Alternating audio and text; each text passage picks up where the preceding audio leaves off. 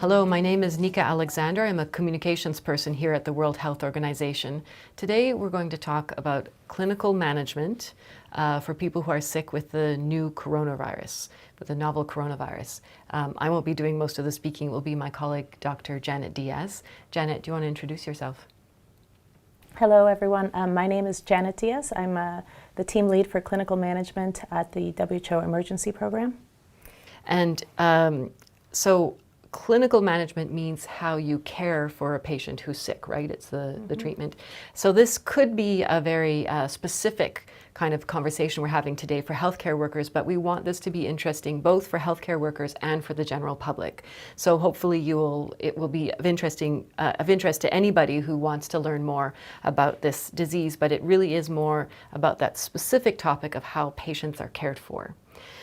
So this is a new disease. I want to timestamp this a little bit. We're recording this on the 1st of February. At the moment, there are 12,000 cases of the disease in China, 12,000 cases in China, and 130 cases in 23 other countries. So it really is centered in China at the moment, but people are working together to learn more. So how do you learn more about a disease which at this point is 1 month old? We've only known about it for 1 month. Well, it's a challenging situation, but with the WHO, we have established a global clinical network. So we are in touch with at least twice a week, but more so by email, on a large teleconference calls with clinicians that are actually caring for the patients, clinicians from China, from Wuhan, from Shanghai, as well as clinicians from France and the US and the other countries that have been caring for patients. And it's an opportunity for everyone to share what it's like to care for those patients, what they're doing, what they're presenting with, what their symptoms are, what their complications are.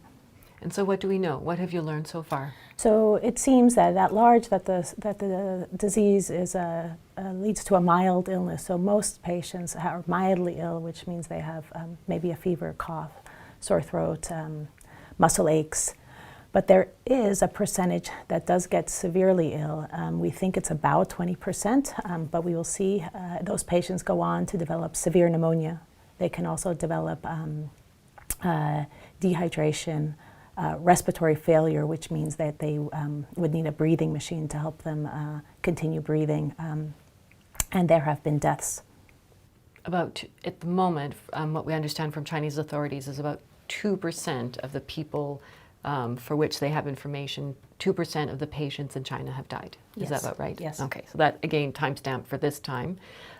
This is 1 month after we've known about the disease, and information may change and evolve as time goes on.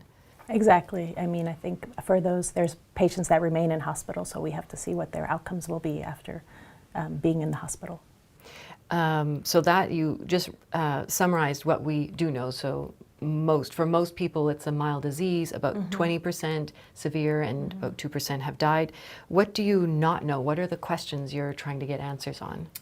Well, we also have an idea that those that have died with disease tend to be of older age and have chronic other medical conditions, such as diabetes. But we would like to have a better understanding of that, so that's what we need to know. So truly, what are the risk factors for severe disease? What are the risk factors for death? We also need to know what treatments would work, what antiviral treatments would work for this novel coronavirus. At the moment, there is no specific treatment. There's not an existing medication that you can pull off the shelves and say this works for people who are sick with nCoV, with the new coronavirus. So with this new coronavirus, we have no known effective antiviral therapies. There are some that have potential, we think may work, but we have no known effective antiviral therapies. So what do you do? What are these doctors that you're speaking with in China and elsewhere? How are they treating these patients?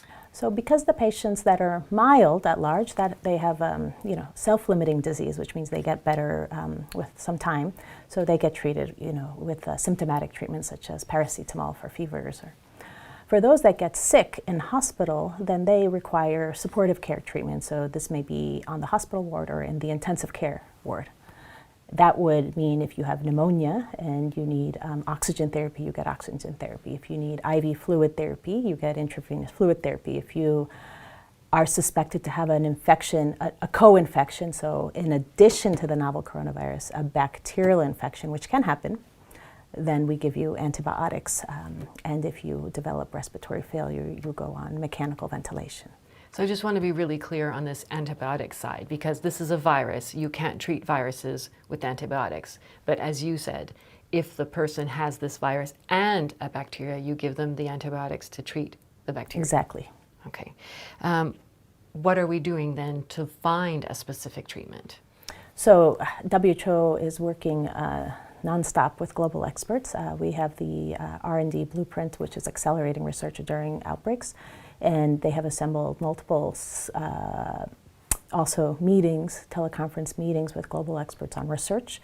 And there are two main outputs that will come out of that. One is the prioritization of potential therapeutics. So based on the evidence, what therapeutics that are out there or in pipeline, in development, should we use in a clinical trial? Yeah, focus on, use to treat patients.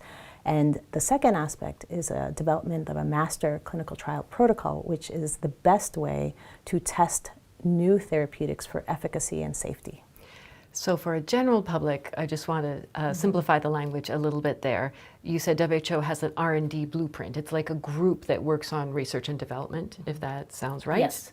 And then what is a clinical trial in this context? I think before I came to WHO, I thought a clinical trial was about chemicals and pipettes and whatnot, but it's actually establishing a way of some patients treated with this, some patients treated with that, and then comparing their outcomes, or how does a clinical trial work in this context? Yeah, I think what you've described is true.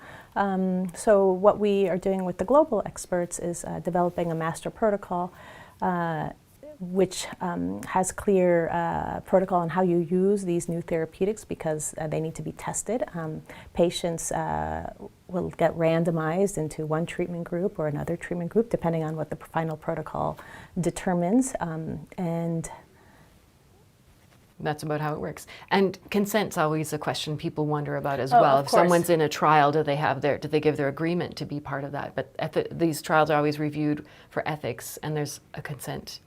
Oh yeah, so component as well for any that as clinical trial has informed consent involved in ethics approval at the country level. So we're in the early phases, so we're developing the master trial protocol with global experts.